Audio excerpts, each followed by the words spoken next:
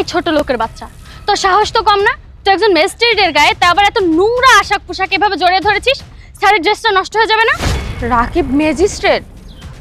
আমি ওনাকে তো চিনি। হ্যাঁ, আমি বুঝতে পেরেছি। স্যারকে তুই চিনিস, স্যার তোকে চিনে। এবার হয়েছে? শোন, আজকের পর থেকে যদি তোকে আমি এই এরিয়ায় দেখেছি না, তাহলে 14 শিকের ভাত তোকে আমি খাওয়াবো, তখন বুঝবি যে আমি কি জিনিস।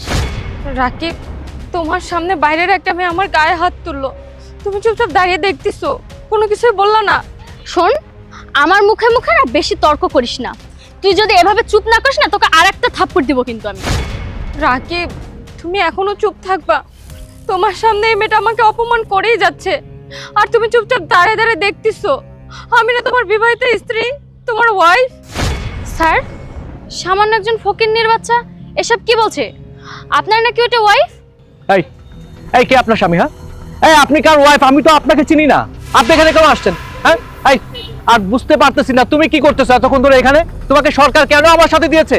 আমাকে দেখাশোনা করার জন্য, আমার সমস্যাগুলো সলভ করার জন্য। এই যে রাস্তা থেকে একটা ফকির নিয়ে এসে আমার সাথে যা তা কথা বলতেছে, তুমি তাকিয়ে আছো কেন? এখান থেকে সরাও এটাকে, সরাও।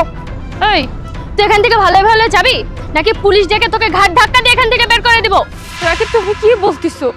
ওর সামনে তুমি আমাকে অস্বীকার করতেছো? আমি তো তোমার বিয়ে করা বউ রাকিব। হ্যাঁ, তুমি আমার ওয়াইফ ছিলা, কিন্তু এখন তুমি আমার ওয়াইফ না।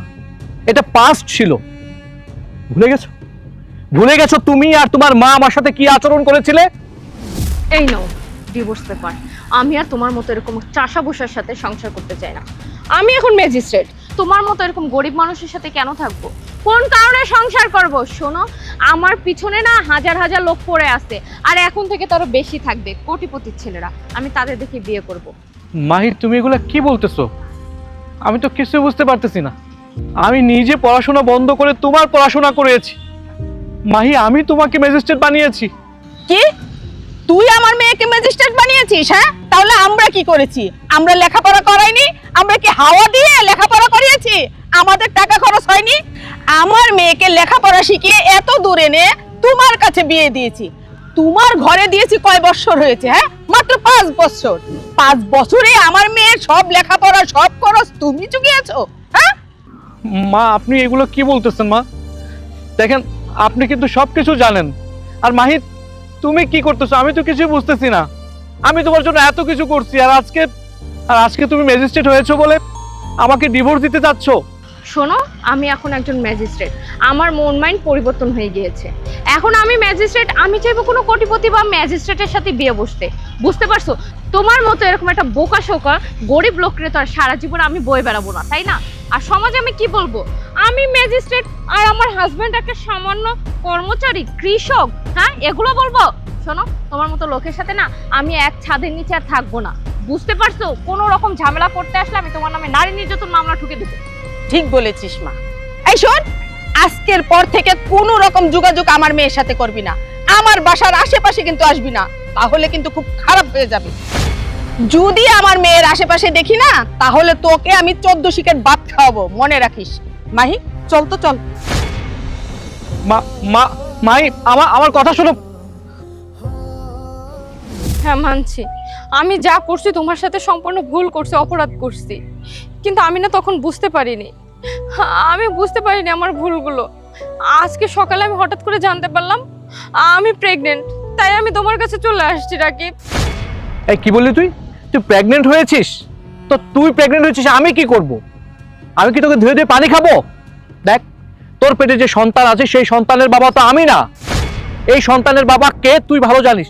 তুই তার কাছে যা, তার কাছে গিয়ে বল আমার কাছে কেন এসেছিস। রাকিব, কি বলছো তুমি এইসব? এটা তোমার সন্তান, তোমার সন্তান আমার গর্বে।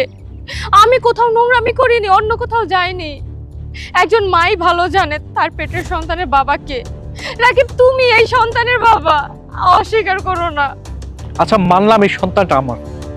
আচ্ছা মাহি, তুমি না অনেক বড় ম্যাজিস্ট্রেট হয়েছিলে, তো আজকে তোমার এই অবস্থা কেন? তুমি এভাবে রাস্তায় কেন?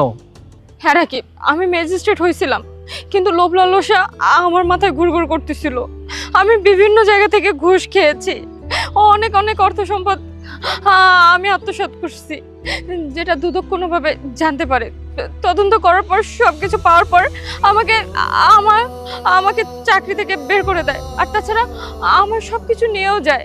আমি নিশ্চয় এখন আমার কোনো কিছু নাই, চাকরির টাকা পয়সা কোনো কিছু নাই। আমি এখন রাস্তার ফকির। হ্যাঁ আমি মানছি যে এটা আমার সন্তান, আর তুমি আমার সন্তানকে নিয়ে আমার কাছে আসছো। আচ্ছা, যেই মানুষগুলো তোমার পাশে ছিল সেই মানুষগুলো কোথায়? তোমার তোমার মা এখন কোথায়? রাকিব, আমি আমার আত্মীয় স্বজন, বাবা মা সবাইকে চিনতে পেরেছি। যখন আমি ম্যাজিস্ট্রেট হয়েছিলাম, আমার টাকা পয়সা হয়েছিল, সবাই আমাকে বারবার বলতেছিল তুই কেন এখন ওর সাথে থাকবি, ও একটা গ্রাম্য খ্যাত গরিব, তুই ম্যাজিস্ট্রেট, তুই এখন অনেক বড়লোক জামাই পাবি। আমি তাদের কথা মাথায় নিয়ে না, আমি তোমাকে ডিভোর্স দিছিলাম। আমি তোমাকে ডিভোর্স দিতে চাই না, বিশ্বাস করো, আমি তোমাকে খুব ভালোবাসি। আর দেখো না, আজকে যখন আমি অসহায় রাস্তার ফকির, তখন আমাকে আর কেউ পরিচয় দিচ্ছে না। আমাকে বলতেছে তোর রাস্তা তুই দেখে নে।